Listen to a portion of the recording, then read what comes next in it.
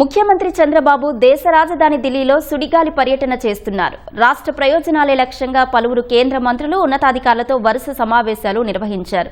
మొదట ఢిల్లీ చేరుకున్న చంద్రబాబుకు టీడీపీ ఎంపీలు ఘన స్వాగతం పలికారు. అనంతరం పార్టీ ఎంపీలతో సీఎం సమావేశమయ్యారు. వివిధ శాఖల వారీగా జరుగుతున్న పనుల పురోగతిని ఎంపీలతో కలిసి చంద్రబాబు సమీక్షించారు. ఆ తర్వాత కేంద్ర మంత్రులను కలిసి పెండింగ్ ప్రాజెక్టులు, రాష్ట్రానికి రావాల్సిన నిధులపై చర్చించారు. ఢిల్లీ పర్యటనలో భాగంగా సీఎం చంద్రబాబు కేంద్ర హోంమంత్రి అమిత్ షాతో ఆయన నివాసంలో భేటీ అయ్యారు. రాష్ట్రంలో మావోయిస్టు సమస్య దాదాపుగా సమసిపోయిన నేపథ్యంలో ఆయా ప్రభావిత ప్రాంతాల అభివృద్ధికి ప్రత్యేక నిధులు కేటాయించాలని సీఎం కోరారు. విభజన చట్టంలోని పెండింగ్ హామీలు, అమరావతిలో మరిన్ని కేంద్ర ప్రభుత్వ సంస్థల ఏర్పాటుపై పలు ప్రతిపాదనలను సీఎం చంద్రబాబు అమిత్ షా వద్ద ఉంచారు. రాష్ట్రానికి రావాల్సిన బకాయిలను తక్షణమే విడుదల చేయాలని కోరారు. కోఆపరేటివ్ శాఖ నుంచి రాష్ట్రానికి సహకారం అందించాలని అమిత్ షాను విజ్ఞప్తి చేశారు. పోలవరం ప్రాజెక్టు నిర్మాణ పురోగతిపై ప్రభావం చూపకుండా ఉండేందుకు నిధుల విడుదలలో జాప్యం లేకుండా చూడాలని కోరారు. అమరావతి పురోగతిని వివరించి నిధుల సహకారం పెంచాలని అమిత్ షాకు చంద్రబాబు విజ్ఞప్తి చేశారు.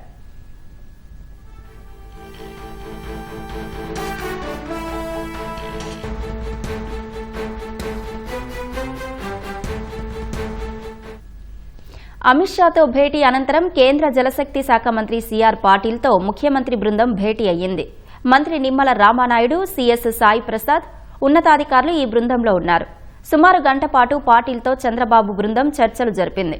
పోలవరం ప్రాజెక్టు నిర్మాణ పురోగతి, ఇటీవల జరిగిన సమీక్షా వివరాలు, నిర్వాసితులకు అందవలసిన రెండో దశ పునరావాస పనులపై చంద్రబాబు చర్చించారు. ఇటీవల డీజిల్ కొరత కారణంగా పనుల్లో ఏర్పడిన జాప్యం ఇకపై పునరావృతం కాకుండా ఉండడానికి నిధుల విడుదలలో వేగం పెంచాలని పాటిల్ను కోరారు. అలాగే పోలవరం, నల్లమల సాగర్ ప్రాజెక్టు ప్రతిపాదనలు, గోదావరి నదీ జలాల పంపిణీకి సంబంధించి గోదావరి ట్రైబ్యునల్ ఏర్పాటు అంశాలను ఈ భేటీలో ప్రధానంగా ప్రస్తావనకు తీసుకువచ్చి చర్చించారు.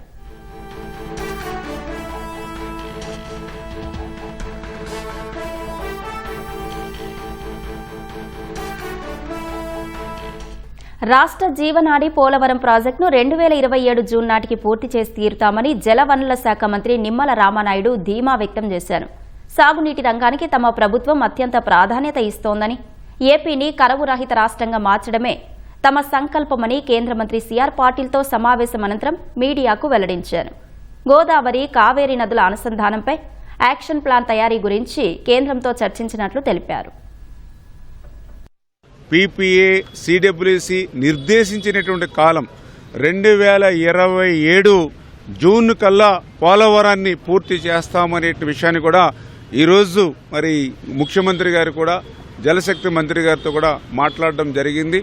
పిఎం కేఎస్వై ఏదైతే ఉందో, RRR ప్రాజెక్ట్ ఏదైతే ఉందో దానికి సంబంధించినటువంటి మైనర్ ఇరిగేషన్ అనేది చాలా చాలా ఇంపార్టెంట్ కాబట్టి దానికి సంబంధించినటువంటి నిధులు మరి ఆంధ్రప్రదేశ్ రాష్ట్రానికి అందివ్వాల్సింది కూడా ఈరోజు ముఖ్యమంత్రి గారు కోరడం జరిగిందని చెప్పి తెలియజేస్తూ ఉన్నాం. కెనాల్స్ సిస్టము కాకుండా మరి ఏదైతే పైప్ లైన్ సిస్టమ్ ద్వారా వాటర్ని ఇవ్వాలనేటువంటిది ఒక మోడల్ ప్రాజెక్ట్ని కూడా మన విజయనగరం జిల్లాలో ప్రారంభించండి అని ఏదైతే కేంద్ర మంత్రివర్యులు చెప్పారో దానికి కూడా ముఖ్యమంత్రి గారు కూడా స్పందించి ఏదైతే ఆ మోడల్ ప్రాజెక్ట్ని కూడా ఇమ్మీడియట్లీ చేపడతాము అని కూడా ఈరోజు మాట్లాడటం జరిగిందని చెప్పి సందర్భంగా తెలియజేసుకున్నా.